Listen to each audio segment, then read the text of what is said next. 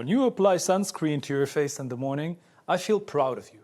But honestly, I cannot believe that you're still believing the SPF numbers written on sunscreen bottles. SPFs are more complicated than this, and some labels are not exactly what's in the bottle. So please, follow me, and I'm going to show you how to measure SPF today and what it means to have 50, 30, or 15 SPF. Come on, it's going to be a lot of fun. Let's do it. Why are you standing there still? Come on! The term SPF stands for sun protection factor and was invented by a chemist called Franz Gruyter back in 1962. At that time, Gruyter wanted to create a standardized way to measure the effectiveness of sunscreen in protecting the skin from UVB radiation. That is anywhere between 290 nanometers and 320 nanometers. And nowadays, almost all companies use that term to label their products. And we decided to test whether what's on the label is in the bottle.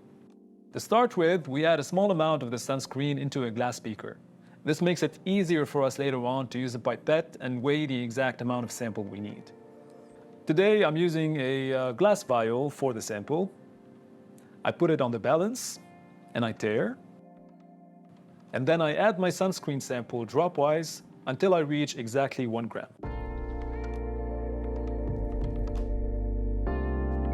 These digital balances are such a fine piece of equipment, and sometimes you need to close this glass door on the side, otherwise the number on the balance will keep drifting away all the time.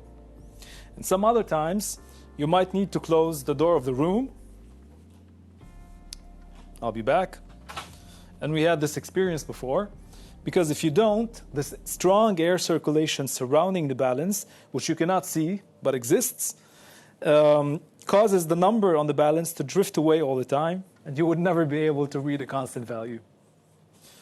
So once you know these things, you should be good to go.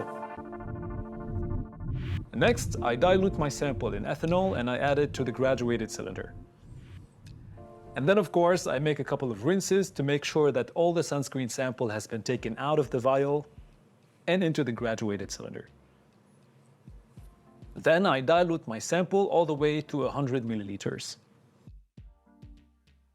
Then I pour my solution into a volumetric flask, which makes it easier for me to stir it and mix it. I put this flask on the magnetic stirrer, I add the stirring bar, and mix it for 15 minutes.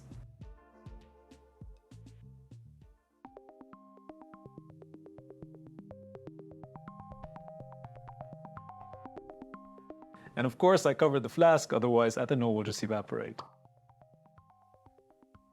And now, filtering. I fold the filter paper in half,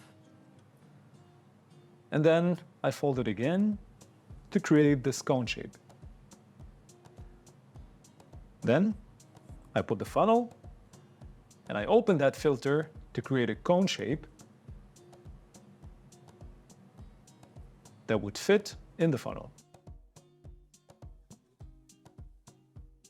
So here's my solution after mixing. I'm going to remove this magnetic steering bar with the magnetic rod. And now I can pour it in the filter and leave it there for a while to filter.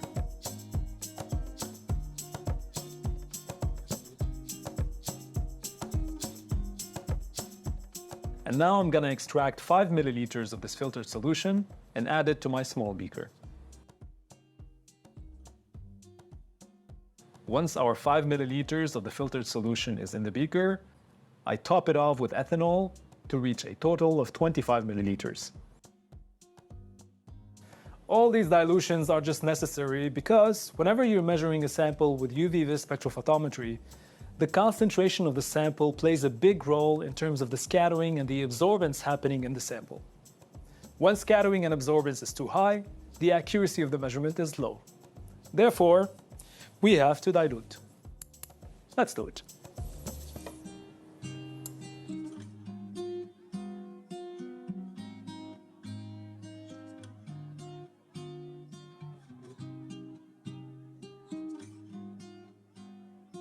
Dilution took some time, but finally we finished. And this is our precious, which we can measure with UV-vis spectrophotometry. Please follow me.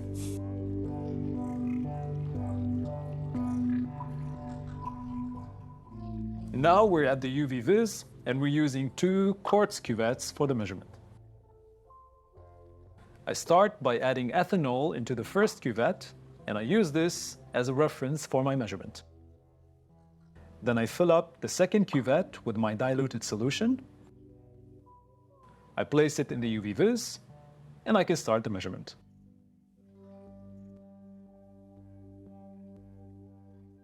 Now we finished our measurement, but what does SPF really mean?